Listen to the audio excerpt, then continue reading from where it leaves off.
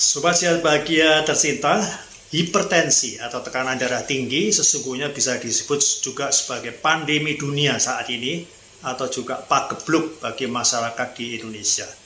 Data terbaru prevalensi penyakit hipertensi adalah 34%. Jadi hipertensi adalah pembunuh diam-diam atau silent killer bersama dengan diabetes karena termasuk penyebab kematian terbesar.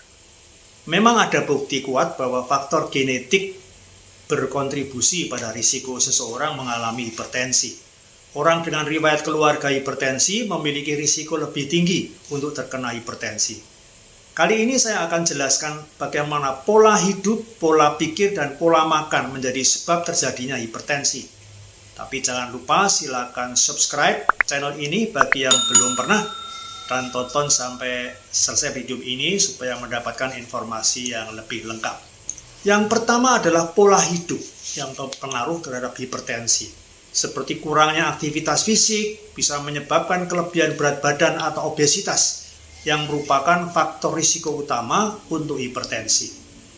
Aktivitas fisik membantu menjaga berat badan yang sehat, mengurangi stres, dan meningkatkan kesehatan jantung. Yang kedua adalah pola pikir dan kondisi psikologi seseorang. Itu dapat berpengaruh pada peningkatan tekanan darah. Beberapa pola pikir atau kondisi psikologis yang dapat memicu hipertensi antara lain adalah stres yang berkepanjangan. Itu dapat meningkatkan kadar hormon stres dalam tubuh seperti kortisol dan adrenalin. Hormon-hormon ini dapat meningkatkan detak jantung, menyempitkan pembuluh darah, dan meningkatkan tekanan darah. Yang kedua adalah kecemasan dan ketegangan. Kecemasan yang berkepanjangan atau tingkat ketegangan yang tinggi dapat meningkatkan aktivitas sistem saraf simpatis. Aktivitas sistem saraf simpatis itu dapat menyebabkan peningkatan tekanan darah. Yang ketiga, kemarahan yang tidak terkendali. Ekspresi kemarahan yang ekstrim atau tak terkendali itu dapat meningkatkan tekanan darah. Sementara, jika terjadi secara terus-menerus, kemarahan yang berlebihan dapat berkontribusi pada tekanan darah tinggi dalam jangka panjang. Kemudian, ketidakmampuan mengelola emosi. Ketidakmampuan untuk mengelola emosi dengan baik, seperti frustrasi atau perasaan tertekan, dapat berdampak negatif pada tekanan darah. Emosi yang terpendam atau yang tidak diungkapkan dengan sehat itu dapat menyebabkan stres tambahan. Kemudian juga rasa keprihatinan yang berlebihan, merasa terlalu khawatir, gelisah, atau merasa cemas secara terus-menerus itu dapat meningkatkan tekanan darah. Rasa keprihatinan yang berlebihan itu dapat memicu aktivitas sistem saraf yang mengarah pada peningkatan tekanan darah. Perasaan terisolasi atau kesepian, kurang adanya dukungan sosial, dan dukungan emosional yang kurang itu dapat menyebabkan perasaan kesepian atau terisolasi. Kondisi ini dapat berkontribusi pada stres dan tekanan darah tinggi. Kemudian pola tidur yang buruk, kurang tidur, tidur yang tidak teratur, atau gangguan tidur lainnya itu dapat menyebabkan ketegangan dan stres pada tubuh. Pola tidur yang buruk juga berisiko peningkatan risiko hipertensi. Seseorang yang banyak memiliki pemikiran negatif yang berlebihan, berpikir secara terus-menerus tentang hal-hal negatif, merasa putus asa, atau memiliki pandangan yang pesimistis, itu dapat mempengaruhi kesehatan secara keseluruhan. Dan pemikiran yang negatif itu menyebabkan stres yang lebih tinggi yang dapat berdampak pada tekanan darah.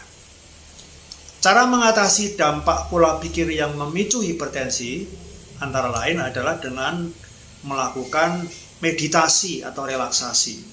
Dengan melakukan teknik-teknik meditasi atau yoga, pengaturan pernapasan yang dalam, atau teknik relaksasi lainnya dapat membantu mengurangi stres dan menenangkan pikiran. Kemudian olahraga teratur. Aktivitas fisik seperti berjalan kaki, berenang, atau yoga itu dapat membantu mengurangi tekanan darah dan meredakan stres. Kemudian perlu ada keterampilan manage stres, belajar bagaimana cara mengelola stres dengan baik, seperti dengan merencanakan waktu istirahat, menghindari situasi yang memicu stres, dan mengembangkan kegiatan hobi yang menyenangkan bisa membantu di dalam mengelola stres dengan baik. Kalau diperlukan, terapi psikologis atau konseling, berbicara dengan seorang profesional kesehatan mental atau psikolog, itu dapat membantu dalam mengatasi kecemasan, ketegangan, atau kemarahan yang berlebihan. Kemudian diperlukan dukungan sosial juga, yaitu dengan membangun dan menjaga hubungan sosial yang sehat, dapat memberikan dukungan emosional yang penting untuk kesehatan mental dan fisik. Pola makan yang sehat. Makanan yang sehat juga dapat berkontribusi pada kesehatan mental. Konsumsi makanan yang sehat yang kaya akan nutrisi dapat membantu menjaga keseimbangan emosional. Pola makan atau diet memainkan peran penting dalam pencegahan atau pengelolaan hipertensi. Beberapa faktor diet yang dapat memicu hipertensi adalah konsumsi garam yang berlebihan. Konsumsi garam yang tinggi ini adalah faktor risiko utama untuk hipertensi. Garam mengandung natrium yang menyebabkan retensi air dalam tubuh dan meningkatkan volume darah. Hal ini menyebabkan peningkatan tekanan pada dinding pembuluh darah. Diet tinggi lemak jenuh dan kolesterol tinggi. Konsumsi makanan yang tinggi lemak jenuh seperti makanan olahan, daging merah berlemak, produk susu tinggi lemak, itu dapat meningkatkan risiko pengendapan lemak di dalam arteri. Lemak jenuh juga dapat mempengaruhi fungsi pembuluh darah dan tekanan darah. Konsumsi gula dan karbohidrat olahan. Diet tinggi gula dan karbohidrat olahan bisa menyebabkan resistensi insulin yang dapat menyebabkan tekanan darah naik. Makanan seperti minuman manis, makanan cepat saji, kue-kue dan camilan olahan itu dapat memicu peningkatan tekanan darah. Kemudian faktor lainnya adalah kurang mengkonsumsi buah dan sayuran.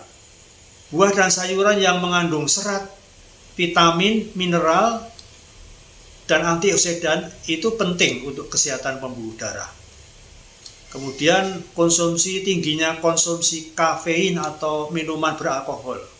Kafein dalam kopi, teh, dan minuman berenergi itu dapat meningkatkan tekanan darah, terutama jika dikonsumsi dalam jumlah yang berlebihan.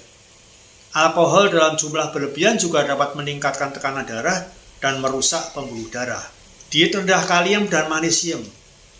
Jadi kalau dietnya rendah kalium dan magnesium itu bisa meningkatkan tekanan darah karena kalium dan magnesium itu mineral yang penting untuk kesehatan jantung dan pembuluh darah. Diet rendah kalium dan magnesium itu dapat menyebabkan peningkatan tekanan darah.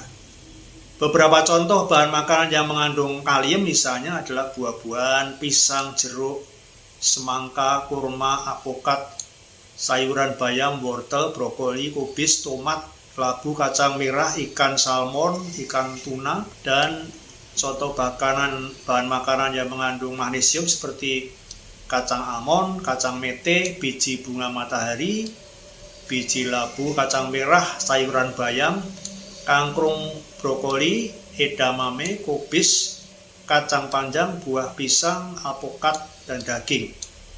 Ikan salmon, ikan tuna, daging sapi, ayam, beras merah. Pengobatan alternatif dengan menggunakan obat herbal untuk mengelola tekanan darah tinggi juga baik, terutama bagi hipertensi yang ringan dan sedang.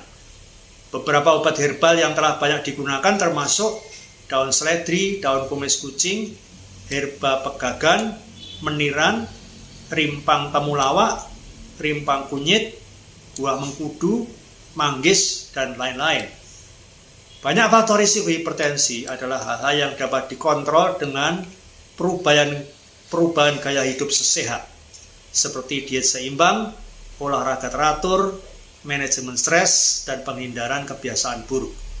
Mari kita terapkan pola hidup, pola pikir, dan pola makan yang sehat untuk menghindari terkena hipertensi.